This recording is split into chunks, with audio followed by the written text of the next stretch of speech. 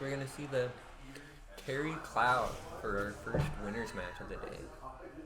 No, it's their second. Winners? We literally Oh just yeah, saw that one Drip was just and- drip. I feel like all of these have been so close that.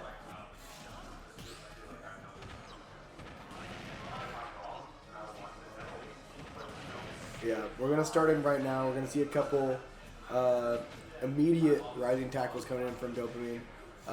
But we will soon get to see a limit coming in from Sub, which could even up all this percent depending on if the limit is going to land or not. I think right now, especially, I think Sub's doing a good job to even up the percent, but he needs to be more cautious about getting touched by Terry's attacks. I think his biggest problem is one that's kind of common for most players. Of like he's just trying to cheat disadvantage a little too much, and I think Dopamine is calling that out extremely well. It was a really good high recovery to at least try and iframe through that, because that could have been really bad. Mm-hmm. Yeah. Good job. Oh wow, that was an amazing two frame. That was an amazing. That was an amazing recovery back. So that.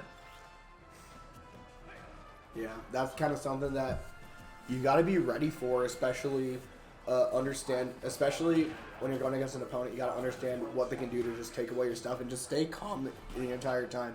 Because you could see a lot of people will fluster when they immediately see the two frame and be like, "Oh my gosh, where's my recovery stuff?" I definitely think one thing that Soap needs to at least think about more is when they're using those specials to like catch you going high, especially for like Terry. You can oh that's gonna be big. You can just go for like the lane, like right before they land with like an up smash instead of like trying to call out the landing itself. I really liked how Sup was aware of how much shield he had. It was going to basically shield it through the power geyser to punish the up smash because of how much end lag that power geyser has.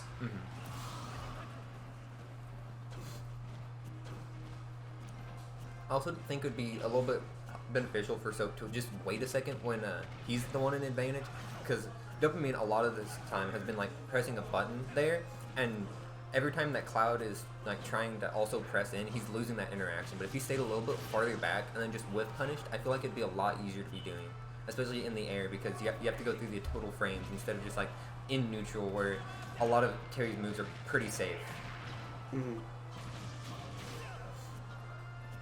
That being said, Sub's got to be very cautious right now. As the go meter is already up, you're going to be Dopamine's going to be looking to get a lot of percent off, and maybe a Buster Wolf kill super early, only at 50%, killing Soap immediately off the bat, and Dopamine taking that first game.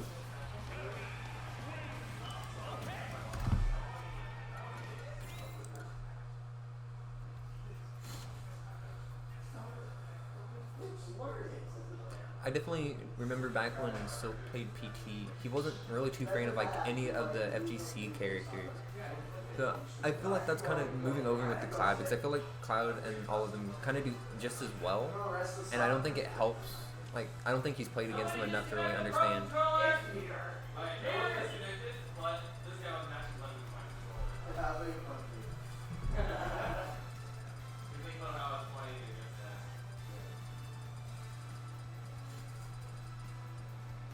I think a part of it, I can definitely see where you're coming from, because I think a lot of aspects that PT has could be theoretically put into what Cloud has, where you kind of have the momentum Squirtle and Charizard, but at the same time you have a lot of those spaced attacks that Ivysaur usually benefits from.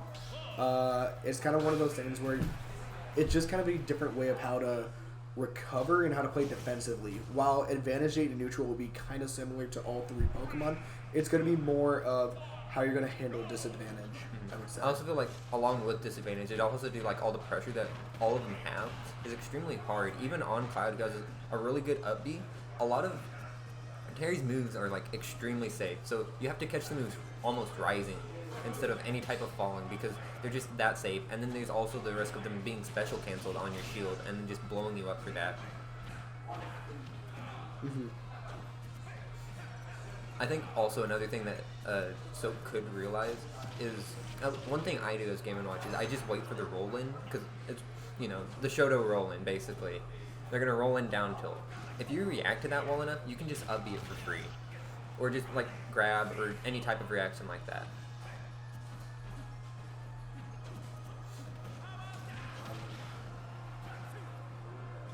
And that's the waiting right there. That was really good. I do really like the use of specifically the up airs that I see from Soap. Understanding that Terry has a big problem when it comes to disadvantage in the air, and using that up air that lasts so long to just keep on raising Terry up over and over again to rack up as much a percent as he can, preventing him from being grounded, and using those scary special inputs that a lot of people find Terry fear. And you can see that two-framing with the Blade Beam is going to take a quick advantage state for Soap. He's also going to get a lot of extra credit, already at 46% on Dopamine. Also going to have a little bit of limit, but I think does have to use it for Clem Hazard.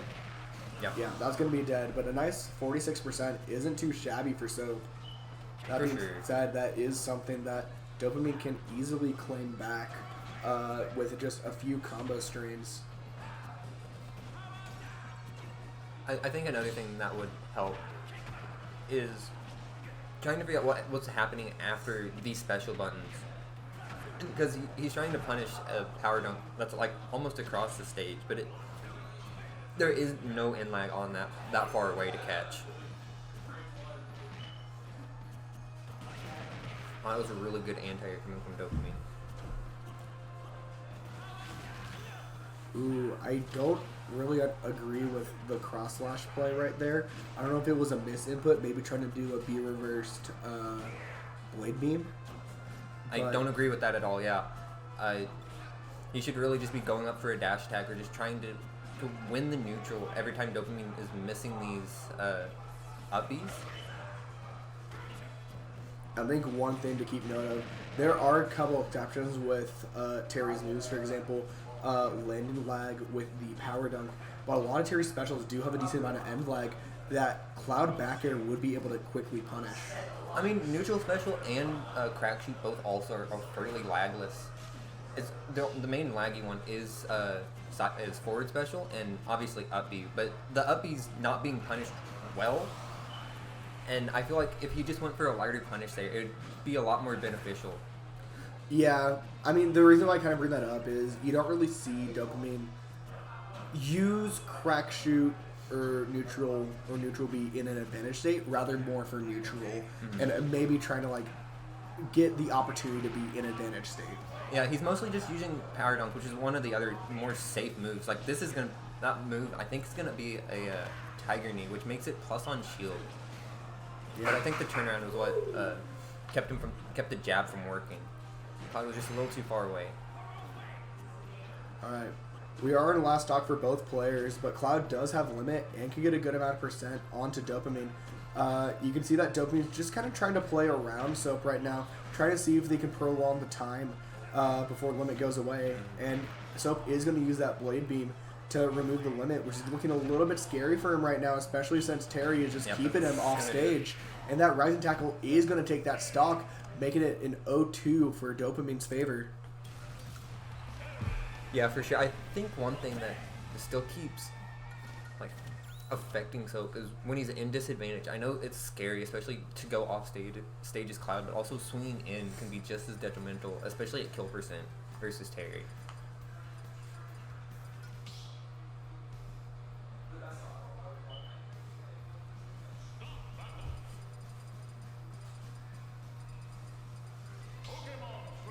Soap going to Pokemon Trainer. I feel like this one has the most experience versus Dopamine's Terry, so maybe. Here's the thing, though. I think there's a fine line between, it has the most knowledge against, per se, the most knowledge against the Terry, but the problem is, I don't know how fresh this PT is. This could definitely be something that, I used to be able to do this in the past, but so much time has progressed that I don't know how this will go later. This will be, how this has changed in the 2 years that they've done this matchup. Well, I think a few things to note is he has been playing the PT a little bit this weekend because we've obviously been playing squad strikes, and I'm sure that he's had a chance to play friendlies with the people in the other room. And then, not to mention, that might be true that it might not be too fresh, but also I feel like the knowledge is always there, and if you still have like the fundamentals, it's not the end of the world, at least, especially if your next best shot is, oh, I don't know what the option here is to beat their option.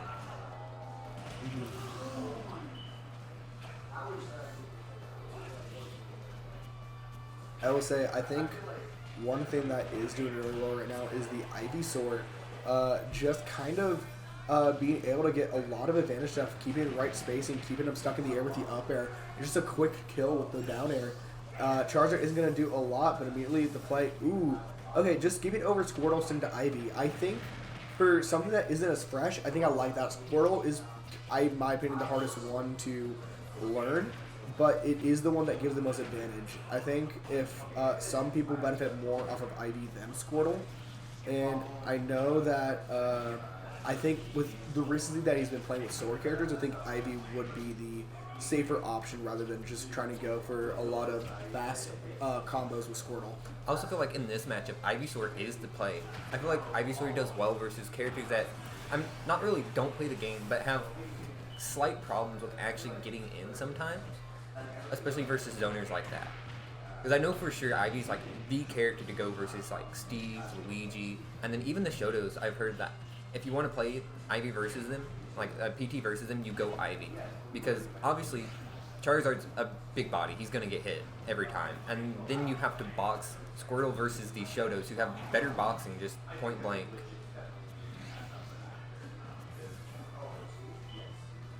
You can see that Soap focusing more on the Zard right now.